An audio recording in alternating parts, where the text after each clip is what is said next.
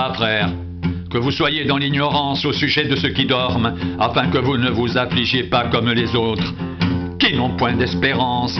Car si nous croyons que Jésus est mort et qu'il est ressuscité, croyons aussi que Dieu ramènera par Jésus et avec lui ceux qui sont morts. Voici en effet ce que nous vous déclarons d'après la parole du Seigneur. Nous les vivants, restés pour l'avènement du Seigneur, nous ne devancerons pas ceux qui sont morts, car le Seigneur lui-même a un signal donné, à la voix d'un archange, et au son de la trompette de Dieu descendra du ciel, et les morts en Christ ressusciteront premièrement. Ensuite, nous les vivants qui serons restés, nous serons tous enlevés, ensemble, avec eux, sur des nuées, à la rencontre du Seigneur dans les airs, et ainsi, nous serons toujours avec le Seigneur. Consolez-vous donc les uns les autres par ces paroles. Pour ce qui est des temps et des moments, vous n'avez pas besoin qu'on vous en écrive. Car vous savez bien vous-même que le jour du Seigneur viendra comme un voleur dans la nuit. Quand les hommes diront paix sur terre, alors une ruine soudaine les surprendra, comme les douleurs de l'enfantement surprennent la femme enceinte, et ils n'échapperont point.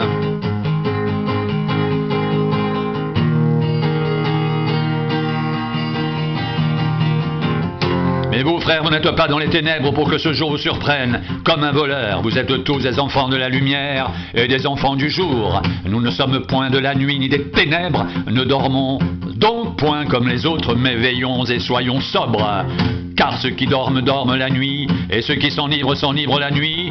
Mais nous qui sommes du jour, soyons sobres, ayant revêtu la cuirasse de la foi et de la charité, ayant pour casque l'espérance du salut, car Dieu ne nous a pas destinés à la colère, mais à l'acquisition du salut par notre Seigneur Jésus-Christ, qui est mort pour nous, afin que soit que nous veillions, soit que nous dormions, nous vivions ensemble avec lui. C'est pourquoi exhortez-vous réciproquement, et édifiez-vous les uns les autres, comme en réalité vous le faites. Prenez garde que personne ne rende à autrui le mal pour le mal, mais poursuivez toujours le bien, soit entre vous, soit envers tous. Soyez toujours joyeux, priez sans cesse, rendez grâces en toutes choses, car c'est à votre égard la volonté de Dieu en Jésus-Christ. N'éteignez pas l'esprit, ne méprisez pas les prophéties, mais examinez toutes choses, retenez ce qui est bon, abstenez-vous de toute espèce de mal. Que le Dieu de paix vous sanctifie lui-même tout entier, et que votre être, tout votre être, l'esprit, l'âme et le corps, soient conservés irrépréhensibles lors de l'avènement de notre Seigneur Jésus-Christ, celui qui vous a appelé fidèle, et c'est lui qui le fera. Frères, priez pour nous, saluez tous les frères par un saint baiser, je vous en conjure, par le Seigneur, que cette lettre soit lue à tous les frères. Que la grâce de notre Seigneur Jésus-Christ soit avec vous.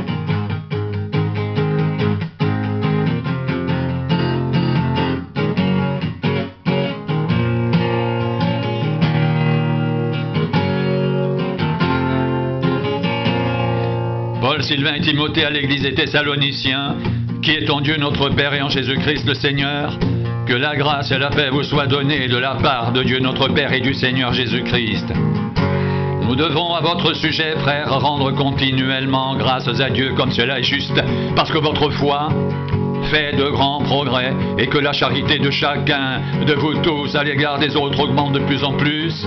Aussi nous glorifions-nous de vous dans les églises de Dieu à cause de votre espérance et de votre foi, au milieu de toutes vos persécutions et des tribulations que vous avez à supporter. C'est une preuve du juste jugement de Dieu, pour que vous soyez jugés dignes du royaume de Dieu pour lequel vous souffrez, car il est de la justice de Dieu de rendre l'affliction à ceux qui vous affligent, et de vous donner à vous qui êtes affligés du repos avec nous, lorsque le Seigneur Jésus apparaîtra du ciel avec les anges de sa puissance, au milieu d'une flamme de feu, pour punir venir. Ceux qui ne connaissent pas Dieu et ceux qui n'obéissent pas à l'évangile de notre Seigneur Jésus, ils auront pour châtiment une ruine éternelle, loin de la face du Seigneur et de la gloire de sa force, lorsqu'il viendra pour être en ce jour-là glorifié dans ses saints et admiré dans tous ceux qui auront cru, car notre témoignage auprès de vous a été cru.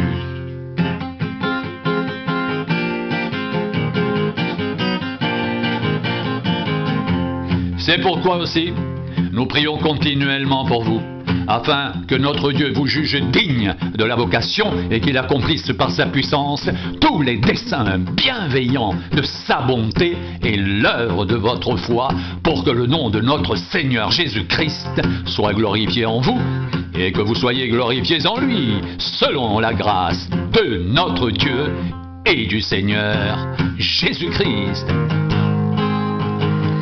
Pour ce qui concerne l'avènement de notre Seigneur Jésus-Christ et notre réunion avec lui, nous vous prions, frères, de ne pas vous laisser facilement ébranler dans votre bon sens et de ne pas vous laisser troubler, soit par quelque inspiration, soit par quelque parole ou par quelque lettre qu'on dirait venir de nous, comme si le jour du Seigneur était déjà là, que personne ne vous séduise d'aucune manière.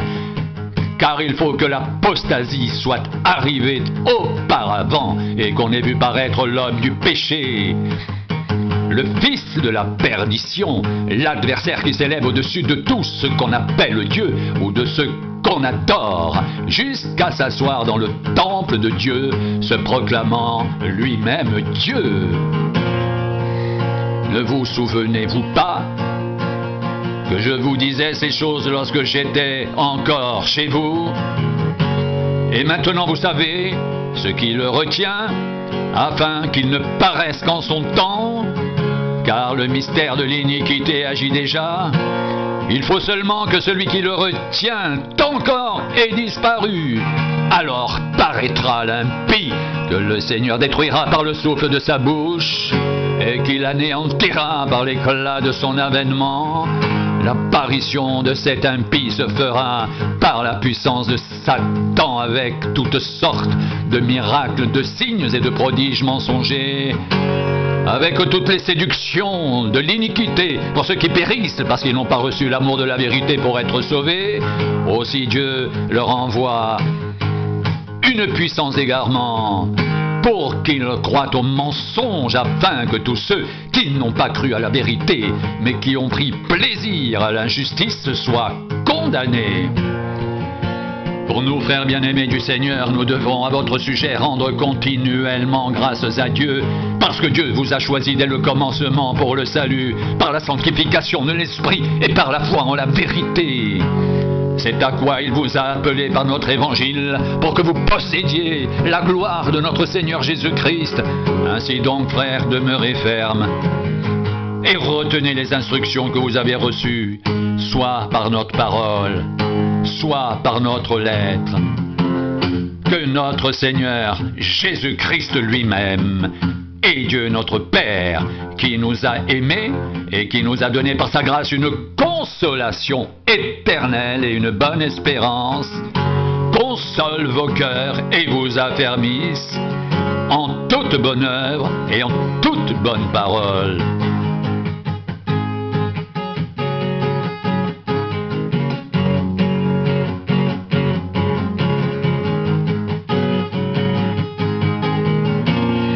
Au reste, frères, priez pour nous, afin que la parole du Seigneur se répande et soit glorifiée comme elle l'est chez vous, afin que nous soyons délivrés des hommes méchants et pervers, car tous n'ont pas la foi. Le Seigneur est fidèle, il vous affermira, vous préservera du malin.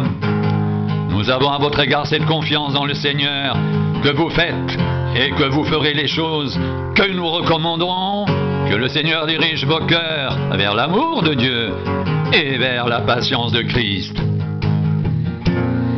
Que le Seigneur de la paix vous donne lui-même la paix en tout temps, de toute manière.